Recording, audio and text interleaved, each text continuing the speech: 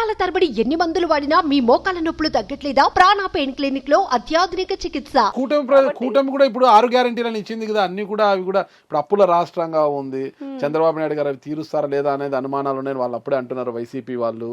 ఇప్పటికే చంద్రబాబు నాయుడు పేదరికాన్ని చూపిస్తున్నారు, కళ్ళకు కట్టిన పేదరికాన్ని చూపిస్తున్నారు. ఖజానాలో డబ్బులు లేవు అంటున్నారు. ఆ రోజు డబ్బులు ఉండేనా, మేము చేయలేదా వెల్ఫేర్స్? ఏ రోజైనా డబ్బులు లేవని వెల్ఫేర్ ఆగిందా? ఈ రోజు మహిళలకు ఉచిత బస్సు ఎక్కడైంది? గ్యాస్ సిలిండర్లు ఎక్కడైనాయి?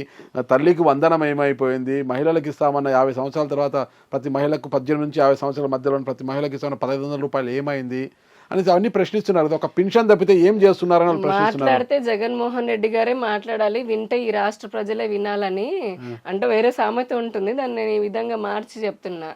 ఆయన 5 సంవత్సరాలు అంతెందుకు, ఆయన ఇచ్చిన నవరాత్రాల్లో ఒక పెన్షన్ తీసుకుందాము.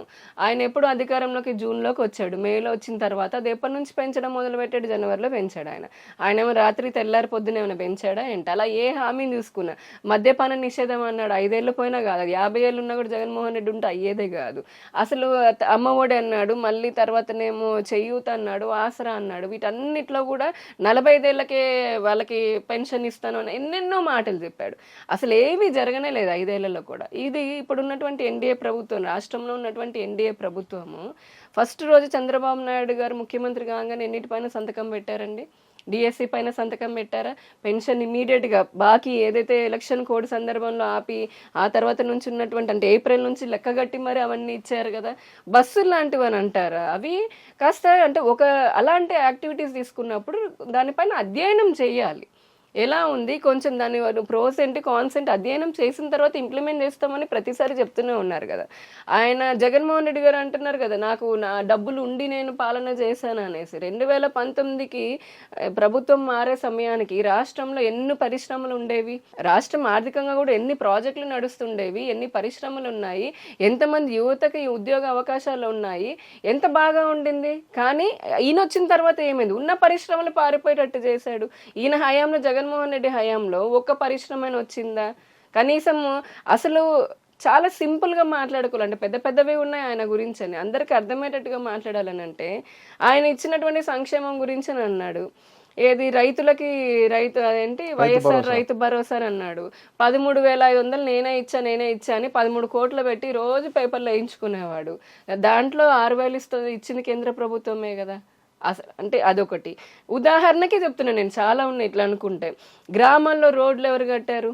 ఈ రాష్ట్రంలో 6,400 కిలోమీటర్ల గ్రామాల్లో రోడ్లు వేసింది కేంద్ర ప్రభుత్వం. కానీ అక్కడ పోతే శిలాఫలకాల గ్రామ రోడ్ల దగ్గర పోతే ఈయన బొమ్మ లేకపోతే కనుక వీళ్ళ నాయకుల బొమ్మలు అవే ఉంటాయి. ఈ అన్న వస్తున్నాడని. అంగన్వాడీలో ఆఖరికి పోషక అభియాన్ కింద బాలింతలకి, గర్భిణీ స్త్రీలకి, చిన్న పిల్లలకి అంగన్వాడీలో ఇచ్చే గుడ్డు పైన కూడా ఈయన స్టిక్కర్ వేసుకున్నాడు స్టాంప్. అది ఇచ్చింది ఎవరండి? నరేంద్ర మోదీ కేంద్ర ప్రభుత్వం. అలా నేషనల్ ప్రాజెక్ట్స్ ఉన్నాయి. అంటే జాతీయ రహదారులు కానివ్వండి, 1,20,000 కోట్లతోటి జాతీయ రహదారులు ఈ రాష్ట్రంలో నిర్మించబడ్డాయి గడిచిన 10 సంవత్సరాల్లో. రైల్వే ఇప్పుడు 75,000 కోట్ల రైల్వే ప్రాజెక్టులు ఉన్నాయి. దానికి మ్యాచింగ్ గ్రాంట్ ఏమైనా స్టేట్ నుంచి ₹1 ఇచ్చాడా? ఇయ్యలేదు. రైల్వేలకు కానీ, పోర్ట్లకు కానీ, ఎయిర్పోర్ట్ దాని అసలు ఒకటేమిటి ఆఖరికి ప్రభుత్వ సంస్థలు, కేంద్ర ప్రభుత్వ సంస్థలు ఏవైతే రావాలనుందో వాటికి అప్రోచ్ రోడ్డు అది రాష్ట్ర ప్రభుత్వం బాధ్యత. అది 800 కోట్లు, 1,800 కోట్లు, ఎయిమ్స్కి 1,800 కోట్లు ఇచ్చాము మేము. అంత ఇచ్చి రోడ్డు అప్రోచ్ రోడ్ 1 కిలోమీటర్ ఏమంటే వేయలేదు. దానివల్ల మళ్ళీ మేమే వేసుకోవాల్సి వచ్చింది. ఈ మనిషి ఈ రోజున మాట్లాడుతుంది లేదంటే ఎన్డీఏ ప్రభుత్వం ఏమి అమలు చేయట్లేదు అనడానికి అతనికి అసలు నైతిక అర్హత ఏమైనా ఉందా? అంటే రాష్ట్రంలో పాలన చేత కాదు, శాంతి భద్రతలకు విఘాతం కలిగింది, ఎక్కడికెక్కడ మనుషుల్ని చంపేస్తున్నారు, కక్ష సాధింపు చర్యలకు దిగుతున్నారు, రెడ్ బుక్ రాజ్యాంగం అమలవుతోంది అని ఆరోపిస్తున్నారు. ఢిల్లీకి వెళ్ళి గలం విప్పారు, ధర్నాలు చేశారు, రాష్ట్రపతి పాలన కోరుతున్నారు. అయినా కేంద్రం జోక్యం చేసుకోవడం లేదని వాళ్ళు బాధపడుతున్నారు కదా. దొంగ నడిచినట్టుగా మర్డర్లు చేసిన వాళ్ళే మర్డర్ల గురించి, శాంతి భద్రతల గురించి అమాయకుల మీద మీరు అబాండాలు వేస్తున్నారు. ఎవరు అమాయకుల మీద అబాండాలు వేశారు? వైసీపీ వాళ్ళు ఏం చేశారా? అనంతబాబు ఎమ్మెల్సీ అనంతబాబు ఏం చేశాడండి మీకు తెలీదా? మీరు వేయలేదా? మీ జర్నలిస్ట్ కాదా? మీకు సత్యం తెలుసు కదా.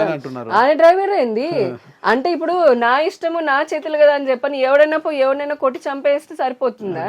అలా అనుకుంటే ఈ అదే అంటున్నారు వైసీపీ వాళ్ళు, వాళ్ళ డ్రైవర్ ఆయన చంపుకున్నాడు, వాళ్ళకేమి అంటున్నారు? దొంగే దొంగ అని మర్డర్లు చేసినటువంటి పార్టీ నాయకులు ఉన్నటువంటి పార్టీనే ఈ రోజున నీతులు మాట్లాడుతోంది, శాంతి భద్రతల గురించి మాట్లాడుతున్నారు. దాదాపుగా ఆయన ఉన్న హయాంలో 30,000 మంది 28,000 మంది మహిళలు మిస్సింగ్ అయ్యారు. అందులో 7,000 మంది బాలికలు ఉన్నారు 15 ఏళ్ల లోపు. ఇది వైసీపీ హయాంలో జరిగింది. ఏ రోజైనా 2 మహిళా హోంమంత్రులను పెట్టారు కానీ కనీసం రివ్యూ చేయడము, ఎంతమందిని తీసుకుని వచ్చాడో తెలియని చెప్పనటువంటి వ్యక్తి జగన్మోహన్ రెడ్డి గారు. ఈ రోజు ఆయన శాంతి భద్రతల గురించి మాట్లాడుతున్నాడా? ఆయన ఇంటికి కూతవేటు దూరంలో ఇదే ఇక్కడ మన భవానీపురం పక్కన సీతమ్మ ఘాట్ దగ్గర రేపు జరిగితే గంజాయి వాళ్ళు రేప్ చేసి చాలా దారుణంగా ఉంటే ఇంతవరకు పట్టుకోలేటువంటి వ్యక్తి ముఖ్యమంత్రి లాగా ఉన్నటువంటి వాడు ఈ రోజున శాంతి భద్రతల గురించి మాట్లాడుతున్నాడా? దళితుల పైన జరిగినాయి 200 పైన హిందూ ఆలయాల పైన కూర్లగొట్టారు, విధ్వంసం చేశారు. అసలు ఆ మహిళల పైన కానీ రైతుల పైన కానీ, అమరావతి మహిళా రైతులు అంతెందుకు మహిళల పైన చూడండి, కడుపుతో ఉన్నామని కూడా బాలింతను కూడా బూటుకాలతో తన్నిచ్చాడు. ఇదే విజయవాడ నడిబొడ్డున ఆశా అంగన్వాడి వర్కర్లని మగ పోలీసులతో జుట్లు బట్టి ఎక్కిచ్చాడు. ఆయన శాంతి భద్రతల గురించి మాట్లాడేది. ఈ ప్రభుత్వం ఏర్పడి 50 రోజులు 60 రోజులు ఇంకా పూర్తి కూడా కాలేదు. అప్పటికి రాగానే ఒక్కొక్క వ్యవస్థల్లో గడిచిన 5 సంవత్సరాల్లో వ్యవస్థీకృతమైనటువంటి అదే అవినీతి చేయడం అంటే ఒక సింగిల్ ప్రాజెక్టులో అవినీతి చేయడం వేరు, ఒక సింగిల్ వ్యక్తి చేయడం కాదు. జగన్మోహన్ రెడ్డిది ఏంటంటే తెలివితేటలు గ్రామ స్థాయి నుంచి రాష్ట్ర స్థాయి వరకు, గ్రామ కార్యకర్త దగ్గర నుంచి ఆయన వరకు, అంటే ఎవరైతే ముఖ్యమంత్రిలా కూర్చున్న వ్యక్తి అన్ని వ్యవస్థీకృతం, ఆర్గనైజ్డ్ కరప్షన్ అంటాం దీన్ని. అన్నిట్లో ఒక పర్సంటేజ్ జగన్ జే ట్యాక్స్ అని సెట్ చేసేసుకున్నాడు అనమాట. మీరు సాటిలైట్ పిక్చర్లు చూపిస్తున్నాయి కదా, భూమిని ఏ రకంగా తోకొని పోయారు అనేది, కొండలు గుట్టలు ఇసుక దిమ్మలు ఎక్కడ అడ్డొచ్చిన అధికారుల్ని చంపించేశారు అదే ఇసుక రీచుల్లో. ఈయన శాంతి భద్రతల గురించి మాట్లాడేది. ఇంత అరాచకం చేసినటువంటి వ్యక్తికి అసలు ఏమాత్రం అర్హత ఉంది? ఇప్పుడున్నటువంటి ప్రభుత్వము అందుకే శ్వేతపత్రాలని పార్టీ లైన్ లో మాట్లాడుతున్నారా? పార్టీ లైన్ ఏంటండి, అది ఒక ప్రజల్లాగానే మాట్లాడుతున్నా. పార్టీ గురించి చెప్పేది కాదు. నేను పార్టీలో కూడా భవిష్యత్తులో మళ్ళా ఏమైనా కాలం చిన్న చూపిస్తే వైసీపీలోకి వెళ్ళే అవకాశం ఉందేమో. వైసీపీలోకి వెళ్ళాలి రావాలి అని చెప్పి పిలిచిన వాళ్ళు అప్పుడే పిలిచారు, అప్పుడే పోందాన్ని ఇప్పుడు మళ్ళీ పోతానా జన్మలో పోయేది. ఎందుకంటే ఒకటి, ఎంత రాజకీయ నాయకులమైనా సరే ఒక ఐడియాలజీ లేదంటే ఒక డెవలప్మెంట్ ఆధారంగానే మనం మన అడుగులు వేస్తాము. బీజేపీ భారతీయ జనతా పార్టీలోకి నేను ఎందుకు వచ్చాను టీడీపీ నుంచి అని అంటే, టీడీపీలోకి రాకముందే 2013లోనే, అసలు ఇన్ఫాక్ట్ 2013లోనే హైదరాబాద్లో మేము ప్రజ్ఞా భారతి ద్వారా చేశాము. అంటే ఎన్డీఏకి పనిచేశాను. 2014లో నేను ఎన్డీఏకి పనిచేశాను. ఒక ఐడియాలజికల్ కనెక్ట్ ఉంది, నాకు దేశభక్తి ఉంది, నాకు ధర్మభక్తి ఉంది. కాబట్టి ఇక్కడైతే నేను ఒక కార్యకర్తలాగా ఒక ప్రజల్లాగా నేను సేవ చేయగలుగుతాను ఒక నమ్మకంతో వచ్చాను నేను. వైసీపీలో ఏముందండి, ఆ నాయకుడిని చూసుకున్నా దోచుకోవడం దాచుకోవడం, అవినీతి, నిరంకుశ పాలన, నియంతృత్వ తత్వం తప్పితే అసలు వేరే ఏ కోసమైనా అతనికి వేరే ఆలోచనలు ఉన్నాయా? సుమన్ టీవీలో మీ పర్సనల్ అండ్ బిజినెస్ ప్రమోషన్స్ కోసం కింది నెంబర్కి కాంటాక్ట్ చేయండి.